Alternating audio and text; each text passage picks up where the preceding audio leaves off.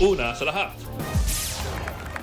conservative social media influencer na si Charlie Kirk Counting or not counting gang violence? Great. binaril ng sniper habang nasa stage sa isang universidad. Ang pagbaril sa kanya, natunghayan ng kanyang asawa at dalawang anak. Ang buong detalye kung na malagim na krimeng yan, abangan. Magandang gabi Pilipinas. Sa Frontline tonight, Dating Pangulong Duterte, hirap na raw alalahanin ang ilang pangyayari at maging ang ilang miyembro ng kanyang pamilya. 4 na contractor at 20 dating empleyado ng DPWH sinampahan ng reklamo sa Ombudsman kaugnay ng maanumalyang flood control projects. Mga miyembrong bubuo ng Independent Commission na pinangakong papangalanan ngayong araw hindi natuloy. Pagde-deliver ng umano'y suhol sa isang staff sa Senado na sa pool daw sa CCTV. Kung para kanino ang pera, aalamin sa pagdinig ng Senate Blue Ribbon Committee. Kampo ni Senador Robin Padilla nagpaliwanag sa kumakalat na video niya habang inaawit ng Senado ang lupang hinirang. Hindi raw siya naka-dirty finger. Office of the Vice President gumastos na ng higit 20 million pesos sa local at foreign travels ni VP Sara. Pero may pag-iinaw dyan ng kanyang opisina. Habang travel budget ng OVP sa susunod na taon, mas mababa na ng 40 million pesos. Sa Frontline Showbiz, mga iconic OPM artists at P-pop groups magsasama-sama sa First Filipino Music Awards.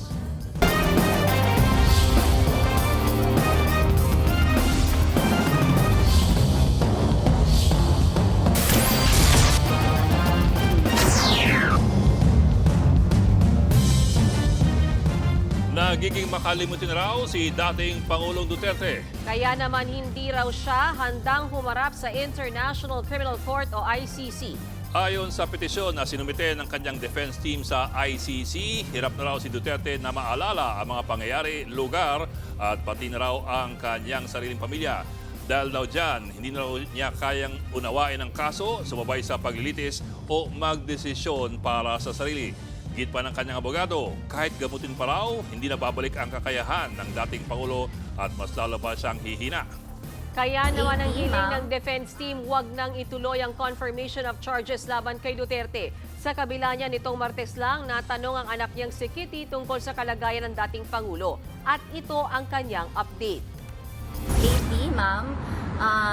Of course, pag 80 ka, you have like ailments, a lot of ailments, no?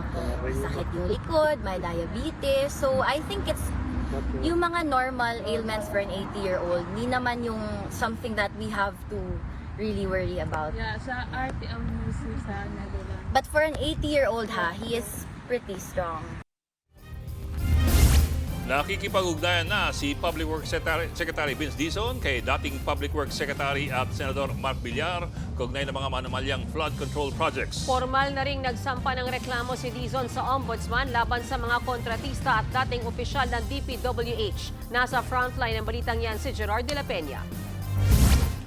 Mismong si Public Works Secretary Vince Dizon ang nagtungo sa Ombudsman ngayong araw para magsampa ng reklamo laban sa 4 na kontraktor at 2 dati at kasalukuyang empleyado ng DPWH kaugnay ng maanumalyang flood control projects. Kasama sa reklamo ang tinaguriang Bulacan Group of Contractors o BGC Boys, mga dating district engineer na sina Henry Alcantara, Bryce Hernandez at JP Mendoza. Inireklamo rin ang Sims Construction, Wawaw Builders, IM Construction at St. Timothy ng pamilya Diskaya. Nasa kamay na ngayon ng ombudsman ng kaso na siyang magsasagawa ng preliminary investigation. At kung makitaan ng probable cause, ay aakyat ito sa Sandigan Bayan.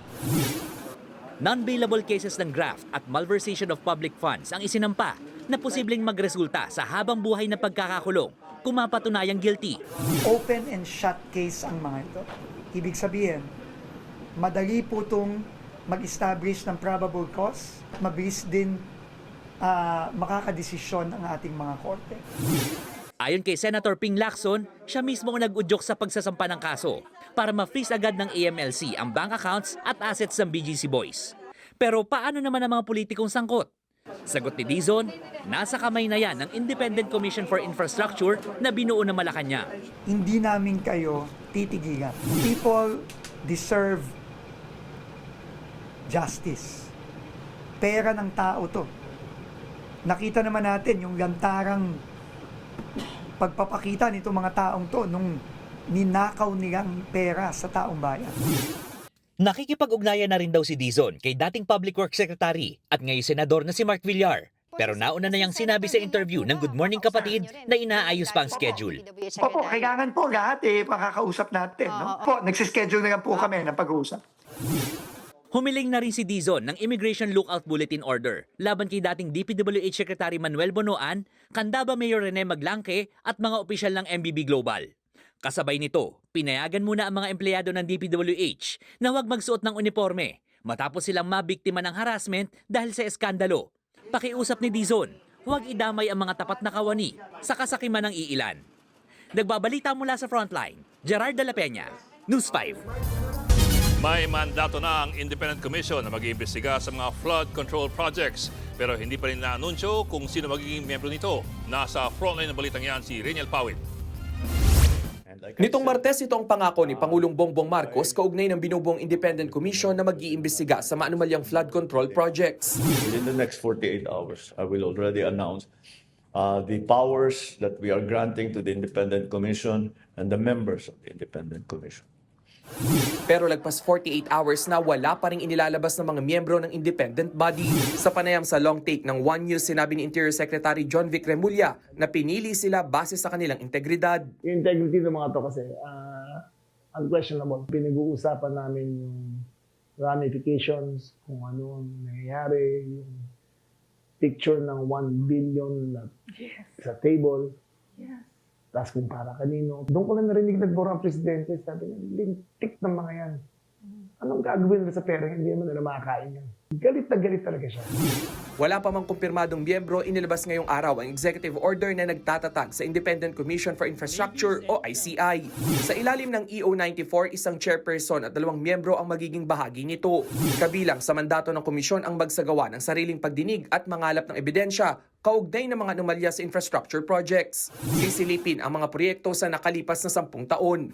Bahagi rin ng mandato ng Independent Commission ang pagrerekomenda ng pagsasampa ng kaso at mga maaaring gawin ng mga ahensya ng pamahalaan.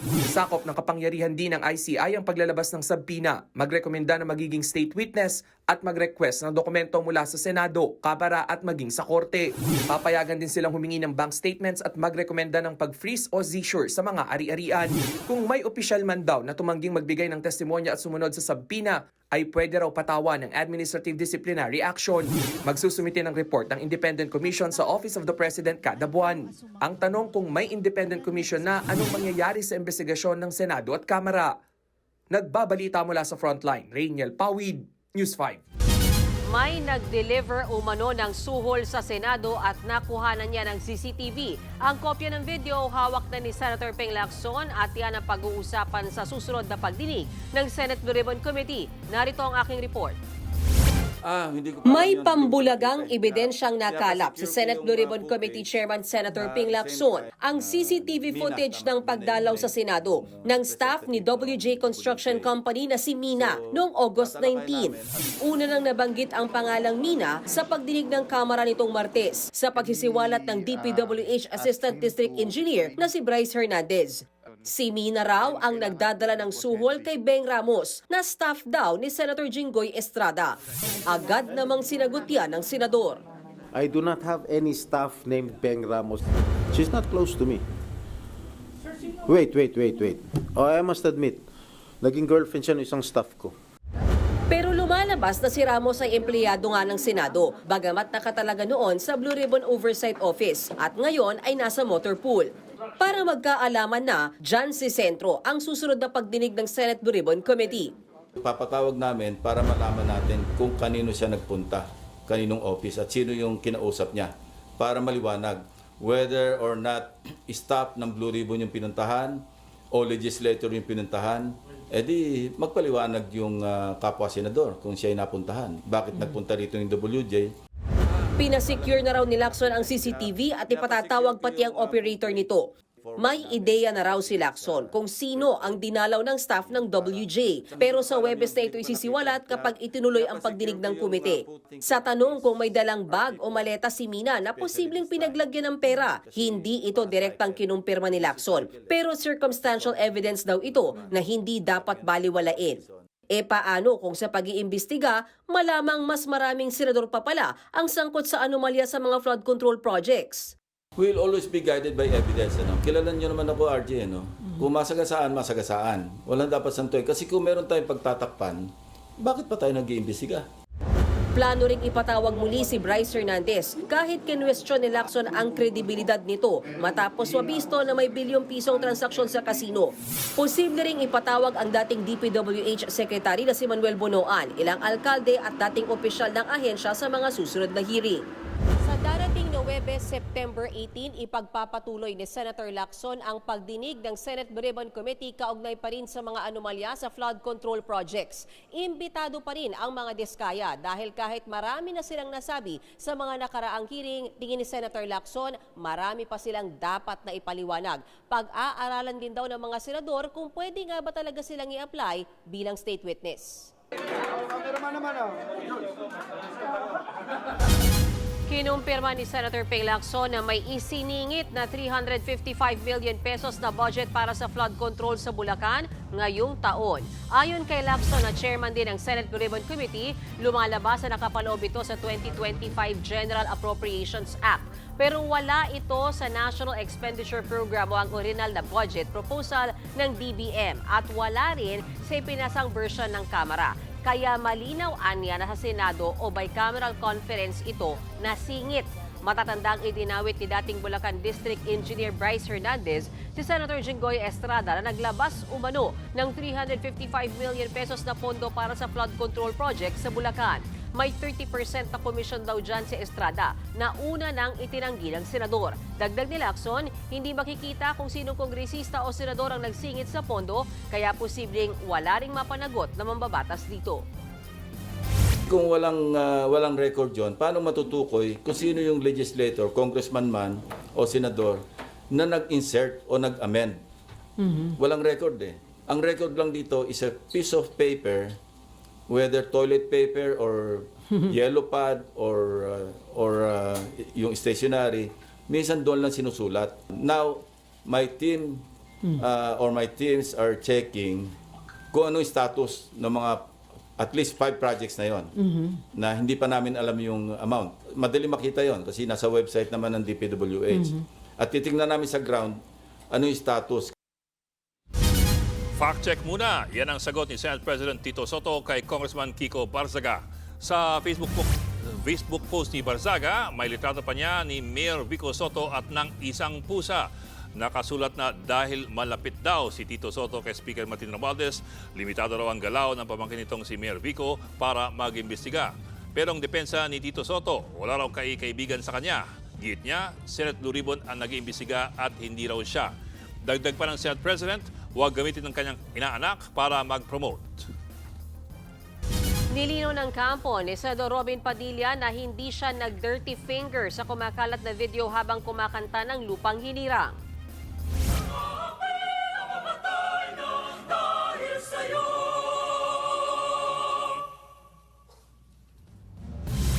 Ayon sa kanyang Chief of Staff, hindi raw gagawin ni Senator Robin na mag-dirty finger sa pambansang awit. Kuha ito sa pagsisimula ng sesyon sa Senado nito lamang Lunes. Bago yan, nauna nang napansin ang parehong hand gesture ni Padilla noong 2023 sa SONA ni Pangulong Bongbong Marcos. Narito ang paliwanag dyan ng Senador. Ito po ay banal sa aming mga Muslim. Banal po ito. Sapagkat ito po ang ibig sabihin po nito. La ilaha illallah. Ibig sabihin, walang ibang Diyos na dapat sambahin maliban sa Allah. Pinagre-resign ng isang commissioner ng Commission on Audit dahil sa umunoy conflict of interest. Ang kanya kasing asawa, kontratista pala sa flood control projects ng gobyerno. Ayon naman sa isang kongresista, pwedeng ipa-impeach ang naturang commissioner. Nasa frontline na balitang yan, Manan Enriquez. Sa pagsalang ng Commission on Audit sa budget deliberation ng Kamara, may nabunyag sa kanilang ahensya na conflict of interest. Napag-alaman kasing government contractor ang asawa ni COA Commissioner Mario Lipana. Presidente at General Manager ang kanyang misis na si Marilu Lipana ng Olympic Mining and Builders Group Philippines Corporation.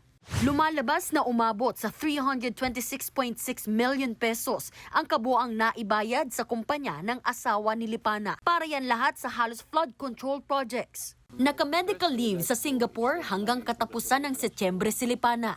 Kaya si COA Chairperson Gamaliel Cordoba ang natanong tungkol dito sa budget hearing. Para po sa akin, personally, there's a potential conflict of interest. Bakit po potential conflict of interest? Pagka po siya ay nakailam dun sa mga auditor sa baba na gumagawa ng kanilang trabaho din, that's a potential conflict.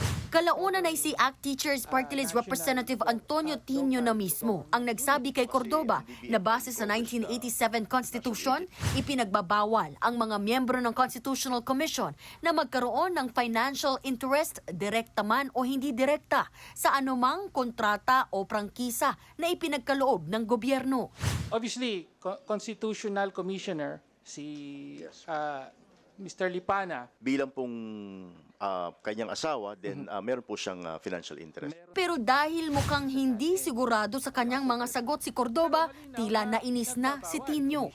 Giit niya, mag-resign na lang daw si Lipana. Pero malinaw na pinagbabawal ng konstitusyon. Tama po ba? Seems like that, Your Honor. Seems like that. Mukhang may problema ang COA. Dapat mag-resign na ang commissioner na ito. Pero ayon kay mamamayang Liberal Party List Representative Leila De Lima, hindi pwedeng piliting mag-resign ang naturang COA Commissioner. Pero impeachable offense naman ang umano'y conflict of interest. Kaya babala ni De Lima, please talk to him once he reports back to office. Otherwise, one of us or some of us may initiate impeachment proceedings against him, because it clearly falls under one of the grounds, betrayal of public trust. Nagbabalita mula sa Frontline, Marian Enriquez, News 5. Kung matatandaan ninyo nung nakarang linggo, hiniling ni Congressman Chel Diokno na mag-full disclosure muna ang lahat po ng miyembro ng House Special Oversight Committee na kung tawagin ngayon ay Infracom. Ang sabi kasi ni Diokno, mahirap naman na imbestigahan ng Infracom ang mga anomalya sa mga flood control projects kung mga miyembro mismo nito ay merong conflict of interest. Ang dami kasing ulat na may mga congressman na may koneksyon, direct or indirect, sa mga kontratista. At ang iba pang araw sa kanila, mismong nasa negosyo ng pangongontrata sa mga proyekto. Sabi nga ni Senator Ping Lacson, may 67 na congressmen noong 2022 na kontratista rin sa kanilang sariling mga distrito. Sa kabuuan po, meron po tayong 317 congressmen. So, bale 21% po yan ng Kongreso. Ibig pong sabihin, higit isa sa bawat 5 congressmen, mga kontratista raw ayon sa impormasyon ni Lacson. Ngayon, balik tayo dun sa mosyon ni Congressman Chel Diokno. Lahat ng miyembro ng Infracom dapat nang mag-disclose ng conflict of interest kung may kinalaman sila sa pangongontrata ng mga proyekto ng gobyerno. In-approve kasi ng Infracom ang motion at binigyan ng 5 araw silang lahat para mag-full disclosure. At iniintay pa natin ang kabuuang resulta niyan. Pero kung pagbabanggain mo po ang sinaliksik ng PCIJ at ang mismong lista ng mga miyembro ng Infracom sa Congress website, ngayon pa lamang, meron po mga pangalan na medyo obvious. Halimbawa, ang House Infracom binubuo po ng 3 House Committees, ang Public Accounts, Good Governance at ang House Public Works Committee. Ang House Public Works Committee naman, meron pong 20 Vice Chairman. At ito po, 5 sa 20 Vice Chairman na yan, lumalabas na may koneksyon sa mga kontratista. Sino po sila? Si Vice Chairman Ferdinand Beltran, manager din ng Ferdstar Builders. Ang pamilya ni Vice Chairman Munir Arbizon, konektado naman sa Nirain Construction. Si Vice Chairman Carlos Loria, presidente po ng Macapa Construction. Pamilya ni Vice Chairperson Augustina Pancho, may-ari ng CM Pancho. Ang pamilya naman ni Vice Chairperson Alisa Gonzales, may-ari ng AD Gonzales Construction. Ito pa lang po ay mga Vice Chairman ng isang subcommittee ng Infracom. Hindi pa natin nasisilip yung ibang opisyal ng ibang subcommittees at ang kanilang mga miyembro. Ang tanong ngayon, una, ano kaya ang kanilang nilagay sa kanilang disclosure sa Infracom? At pangalawa, kung sila ba ay mag-i-inhibit sa anumang investigasyon na gagawin ng kanilang komite. Impounding ang bagsak ng 3 luxury cars na nabistong kulang sa papeles sa magkakahiwalay na operasyon ng PNP Highway Patrol Group. Bahagi raw ito ng pagbabantay sa mga mamahaling sasakyan sa gitna ng issue sa korupsyon sa flood control projects. Nasa frontline ng balitang yan si Brian Castillo.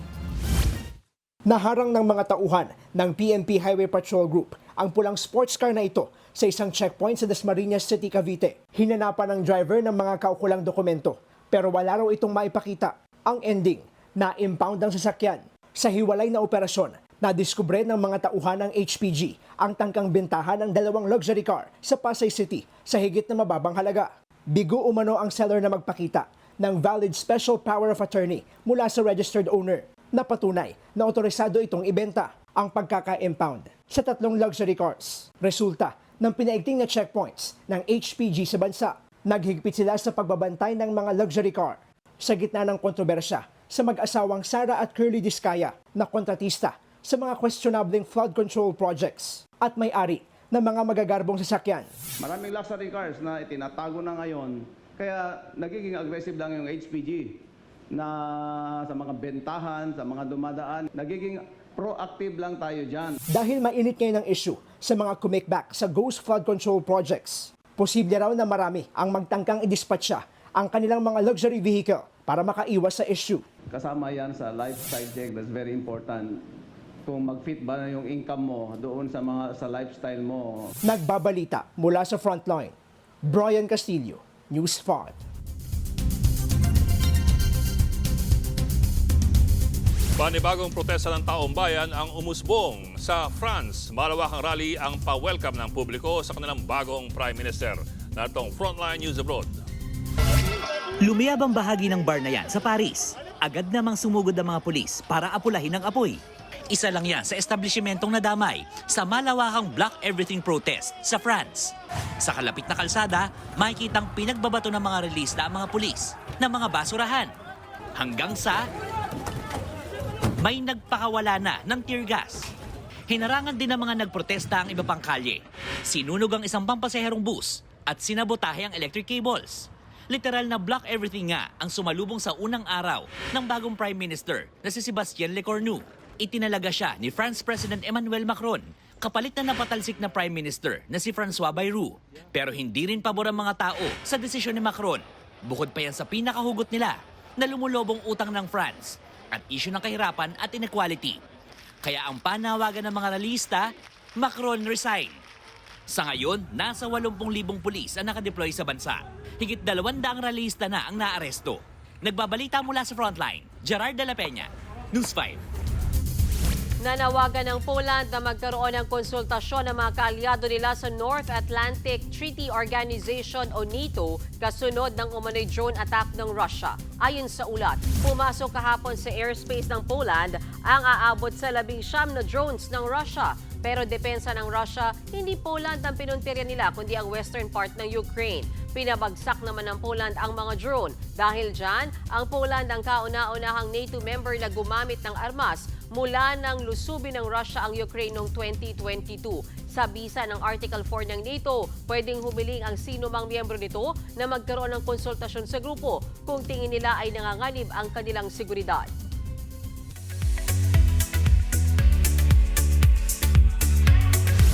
Showbiz tonight na tayo. Sunny Puwersang Pinoy Music ang ife-flex sa inaabangang first ever edition ng Filipino Music Awards. Kabilang kasi sa magpe-perform ang Pinoy Music Trailblazers na sina Lolita Carbon ng Asin, Yeng Constantino at ang Philippine Philharmonic Orchestra. Makakasama ng icons na yan ang mga bigating P-pop groups and bands of this generation. Gaya na lang ng Kings of P-pop na SB19, Nations Girl Group na BINI at ang Four of Spades. Magaganap ang Filipino Music Awards sa October 21 sa Mall of Asia Arena sa Pasay. Titindi pa raw ang selosan sa last 3 weeks ng seducing Drake Palma sa TV5. Sino kaya kina Drake at Trip ang pipiliin ng puso ni Alice? Pero ang good news naman, magkaka-season 2 ang serye. At dahil nag-click sila behind the cam, memorable din daw ang kanilang last days sa taping. Huwag palampasin ang huling 3 linggo ng Seducing Drake Calma pagkatapos ng Frontline Pilipinas sa TV5. Nung last day of Binigyan niya work, ako ng candle. kasi naalala ko po nung nasa kami, like Drake's condo, which is yung set. Inaamoy niya nang inaamoy yung scented candle sa table, tapos natutuwa ako sa kanya. Meron mga damit, gano'n. Gabi damit. Nag-shopping agad. Matitindi rin ang iba ko pang chika kaya huwag kayong bibitaw. Susunod, hiling na pondo ng opisina ni VP Sara Duterte, tripleng mas kaunti para sa susunod na taon kumpara ngayon. Congressman Teddy Ridon dumepensa na wala silang koneksyon ni dating DPWH Assistant District Engineer Bryce Hernandez. Mas kilalanin si dating Public Works Assistant District Engineer Bryce Hernandez, buhay milyonaryo sa sweldong 70,000 pesos. Paano? At magjowang sina Julia Barreto at Gerald Anderson, may tampuhan nga ba? Magbabalik pang Frontline Tonight.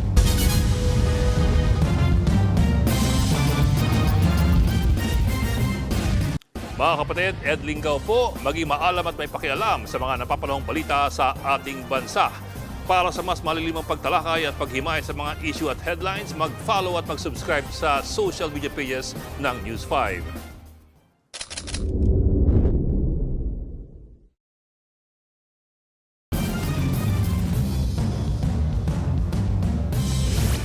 Dalawang aksidente sa iisang kalsada sa Barangay Alambre sa Davao City. Kabilang ang motor na bumangga sa kasalubong nitong delivery van. Nawalan daw ng kontrol ang driver matapos matanggal ang gulong ng van. Sa isa pang aksidente, nabundol ng motor ang naglalakad na lola. Bumagsak siya pati ang rider. Nagpapagaling pa sa ospital ang matanda. Parehong nadaan sa areglo ang disgrasya.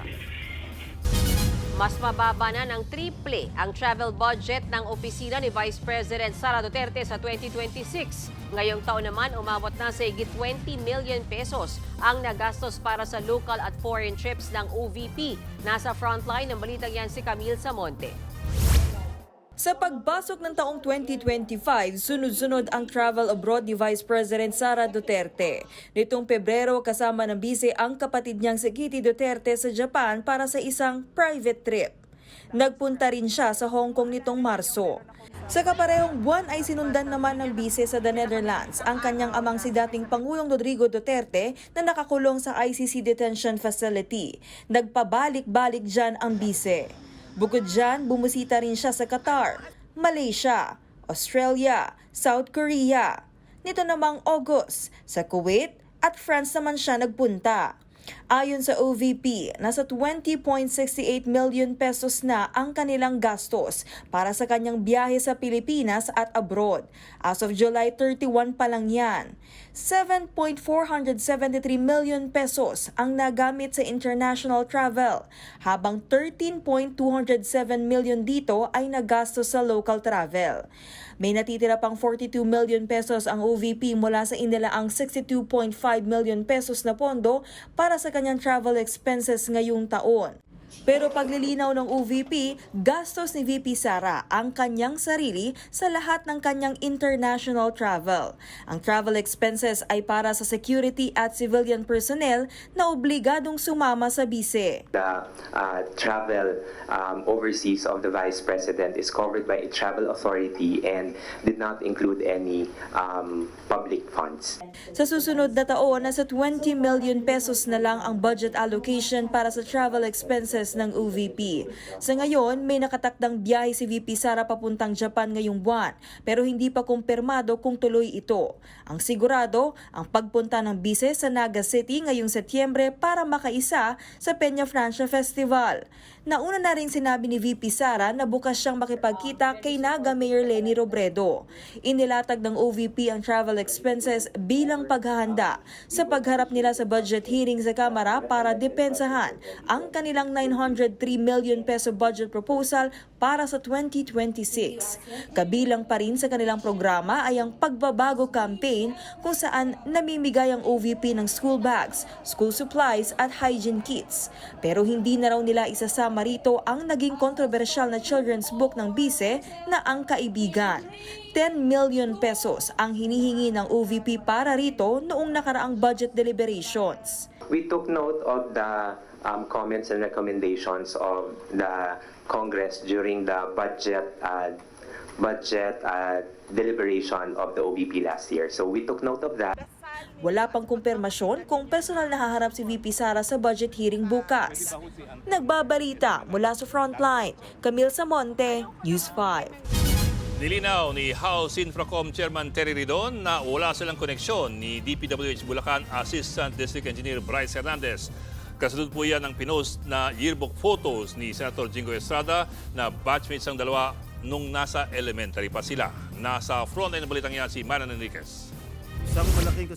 Matapos madawit na kumikbak umano sa flood control project si Senator Jinggoy Estrada, idinawit din si House Infracom Co-Chairman Terry Ridon. Sa Facebook post ng Senador, side-by-side ang yearbook picture ng kongresista at ni DPWH Bulacan Assistant District Engineer Bryce Hernandez. May caption pa yan na safe kaya tayo sa kanila?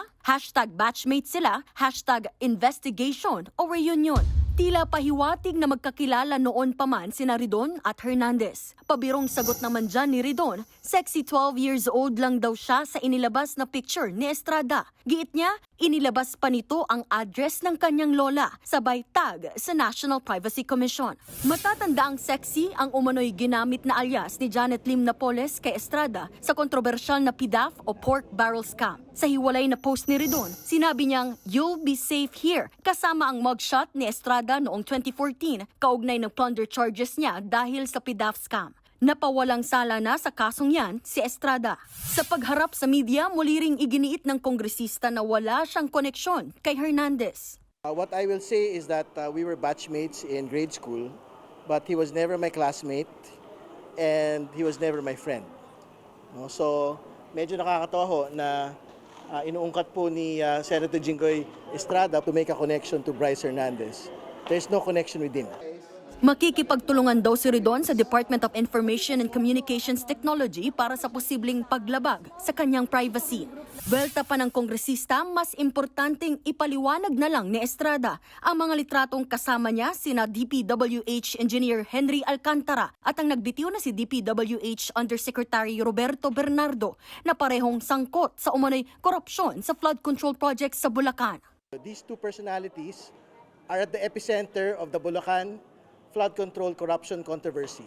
So I think that those are the pictures that are more important to be explained not by me, but by Senator Jinggoy Estrada.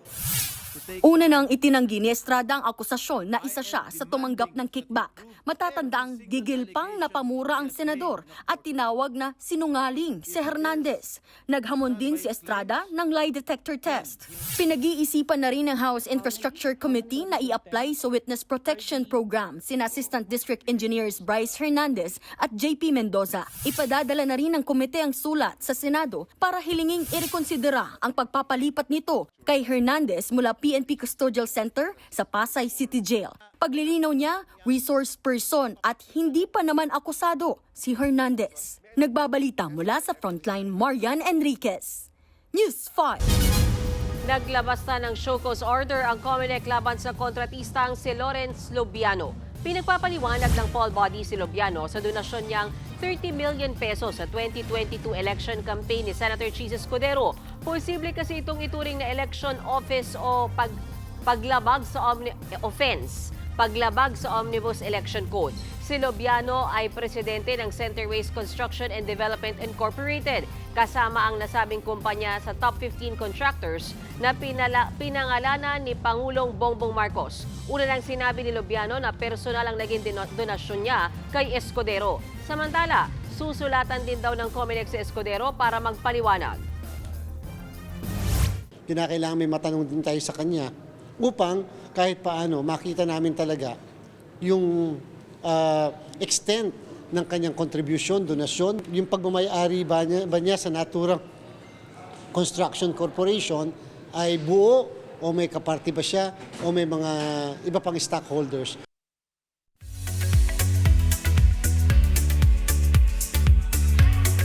Hiwalay na ba o may tampuhan lang ang magjowang sina Julia Barreto at Gerald Anderson? Kwento ni OG Diaz sa latest entry sa kanyang vlog, sinabi raw ng kanyang source na ayaw nang makita ni Julia ang boyfriend na si Gerald. Yun nga lang, hindi raw pumayag si Gerald na tapusin ang kanilang relasyon. Patuloy din daw niyang binibisita si Julia sa bahay nito para suyuin. Hinala tuloy ng ilang fans, may sangkot na third party. Sa ngayon, wala pang pahayag ang celebrity couple. Susunod, bahay ni Bryce Hernandez na isa sa binansagang BGC Boys. Natunto ng News 5. At political activist si Charlie Kirk, binaril habang nasa speaking tour sa Amerika.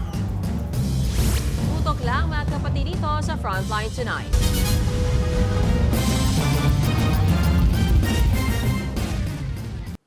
Mga kapatid, Mean Los Baños po, huwag magpahuli sa mga balita at impormasyong dapat ninyong malaman.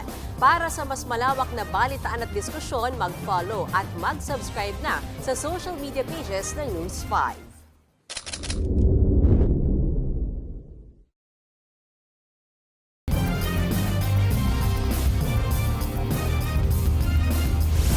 Natunto ng News 5 ang bahay ni dating DPWH Assistant District Engineer Bryce Hernandez. Ayon sa ilan niyang kapitbahay, wala raw siyang bad record. Nasa frontline na balitang yan, Ian Suyu. 2023 Urus Performance Sports Car na nagkakahalaga ng 29 million pesos. Patek Philippe watch na worth 6.5 million pesos. At Audimar's Piguet watch na 1.2 million pesos ang presyo. Ilan lang yan sa mga mamahaling kagamitan na pagmamayari ni DPWH Assistant District Engineer Bryce Hernandez. Isa si Hernandez sa tinaguriang Bulacan Group of Contractors o BGC Boys, ang 5 nagwawaldas sa kasino at sangkot sa maanumalyang flood control projects. Sa pagsisiyasat ng News 5 2022, umupo bilang Assistant District Engineer si Hernandez at ngayong 2025, naging officer in charge siya ng DEO. Si dating DPWH Manuel Bonoan ang pumirma. Base sa impormasyong nasa peking lisensya, ginagamit ni Hernandez ang alias na Marvin Santos de Guzman. Pero nang puntahan ng News 5 ang address, walang ganung pangalan na nakatira roon ayon sa ilang residente. Luma na rin daw ang nakalagay na address sa lisensya. Pinuntahan din ng News 5 ang address na nakalagay naman sa yearbook ni Hernandez na inilabas ni Senator Jinggoy Estrada. Itong bahay na ito ang nakita namin. Mataas ang bakod at hindi tanaw ang bahay sa loob, pero halatang malawak ang property. Kakagaling nga lang natin dito sa compound at kinumpirma sa atin ng isa sa mga kaanak ni Bryce nga dito nga siya nanunuluyan, pero ayon sa kanila, hindi raw muna sila magbibigay ng pahayag. Ayon sa ilang residente, matagal nang nakatira rito si Bryce. Wala raw siyang bad record. Itinalaga pa nga raw siyang Hermano Mayor o punong abala sa pista ng bayan nila nitong Marso. Bata pa lang po ay nakikita na rin po siya dito at ayun nga po, naglalaro-laro na rin po siya dito. Totoo ba na may pagkamaluho ba? Paano? Wala din mo maluho yun. Hindi. Sa kabila niyan, kailangang mapaliwanag ni Hernandez kung paano siyang namuhay ng marangya. Gayong siya mismo ang nagsabi na ang kanyang buwanang sweldo, 70,000 pesos lang. Kahit anong kwenta, kukulangin yan pambayad ng mga mamahaling relo at sasakyang pag-aari niya. Ito ang dapat pang masusing imbestigahan. Kung pera ba niya yan o pera ng taong bayan. Nagbabalita mula sa Frontline, Ian Suyu, News 5. Naghain ng petisyon sa korte ang kampo ni dating DPWH Assistant District Engineer Bryce Hernandez para bigyan siya ng proteksyon ng pamahalaan. Ayon sa mga abogado ni Hernandez, nakakatanggap siya ng banta sa buhay matapos magsalita sa pagdinig ng Senado. Kaya sila naghain ng writ of amparo sa Pasay Regional Trial Court. Si Hernandez ang nagdawit kina Senators Jinggoy Estrada at Joel Villanueva sa pagtanggap ng kickback mula sa mga flood control project. Sinabi niya yan sa hiwalay na pagdinig sa Kamara. Matapos siyang humarap sa Senado, kine-question din ng kanyang kampo ang paglipat kay Hernandez sa Pasay City Jail. What signal is the Senate trying to impress? 'Di ba? Here is my client courageously divulging details, and yet he was brought to Pasay City Jail. Ano ang impact nun? Nasabugan ng butane canister ang isang lolang nagluluto sa Cebu City. Sa lakas ng pagsabog, matinding lapnos sa katawan ang tinamo ng biktima. Na sa frontline ng balita, si John Roa ng News 5 Visayas. Lapnos ang mukha, braso at iba pang bahagi ng katawan ni Nanay Elisa Lina, 65 taong gulang ng Barangay Mambaling, Cebu City. Nasabugan siya ng ginamit na butane stove matapos magluto. Kwento ng kanyang anak ng si Verlisa, napatay na ng kanyang inaangkalan pero muli itong lumiyaba. Mabuti na lang at nakahingi agad sila ng saklolo kaya agad dadala sa ospital ang kanyang ina. Hindi na makilala si mama. Magang-maga talaga ang mukha asin ang itim. Kay hubag jud kay isang itom. Nagtamo ng second-degree burn ang biktima. Bukod sa hindi makadilat, hindi rin nakakapagsalita o nakakain ng kanyang ina sa tindi ng tinamong lapnos. Kinailangan din siyang lagyan ng oxygen para makahinga ng maayos. Napapayak ako sa tuwing pinagmamasdan ko ang mama ko. Sobrang nakakaawa po talaga siya. Lagi kong pinagdarasal sa Diyos na huwag niya sanang hayaang magdusa ang mama ko. Dusa ko, Mama Lord. Bago ang insidente, napansin na raw ni Nanay Elisa na nangangamoy gas ang kanilang kusina. May sumingaw na, so may gas na, no? May gas na. Tapos biglang nag-on siya. Kaya yun, parang nakot ng fire yung gas na sumingaw. Payo ng eksperto, kapag naaamoy na ng gas sa bahay, buksan ang pintuan at bintana ng bahay para sumingaw ito. Paalala rin nila, huwag bibili ng mga lumang butane canister at tiyaking DTI approve ang mga ito. Nagbabalita mula sa Frontline, John Roa, News 5, Visayas! Binaril sa kasagsagan ng kanyang speaking tour sa Utah Valley University sa Amerika ang conservative activist at kilalang Trump ally na si Charlie Kirk. Do you know how many mass shooters there have been in America over the last 10 years? Counting or not counting gang violence? Great. Hindi na ipinakita sa video pero tinamaan sa liig si Kirk bago bumulagta. Idineklara siyang patay. Agad namang nagpulasan sa takot ang mga estudyante sa event. Kasama ni Kirk noon ang kanyang mag-ina. Sa inisyal na investigasyon, isang sniper ang pumwesto sa rooftop ng paaralan para gawin ang assassination. Patuloy ang manhunt sa suspect. Tinawag namang martyr for truth and freedom ni US President Donald Trump si Kirk. Sinisisi naman ni Trump ang mga radikal na nagtitrigger o ng political attacks. Itinuring din niya itong dark moment ng Amerika. Abangan, Les Seraphim, kauna-unahang K-pop girl group na nag-perform sa America's Got Talent. Tuloy-tuloy ang balitaan dito sa Frontline Tonight.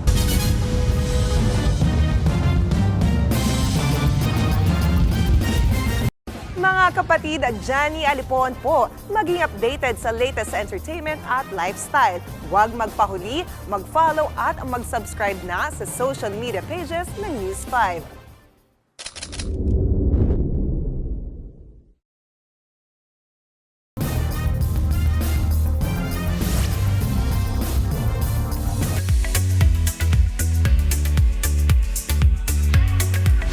Nag-perform na ang Les Seraphim sa America's Got Talent, making them the first K-pop girl group na nag-perform sa show.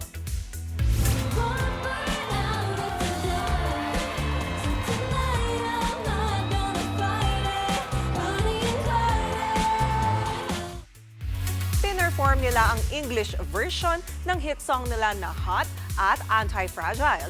Todo hiyawan ng audience dahil sa performance ng grupo.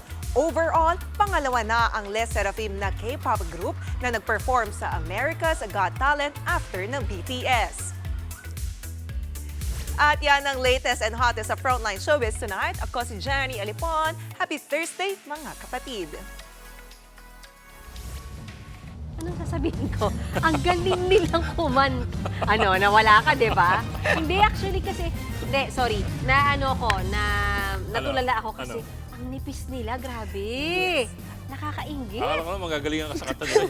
Hindi ko naman naintindihan. Ba't naman ako ikaw nga. Sige, Hirit. Init ako. Sunod ako kay Miss Mayan. Totoo, ang mga Nipis. K-pop talagang papayat. Payat. Diba? Paano lang ginagawa? Kumakain pa ba sila?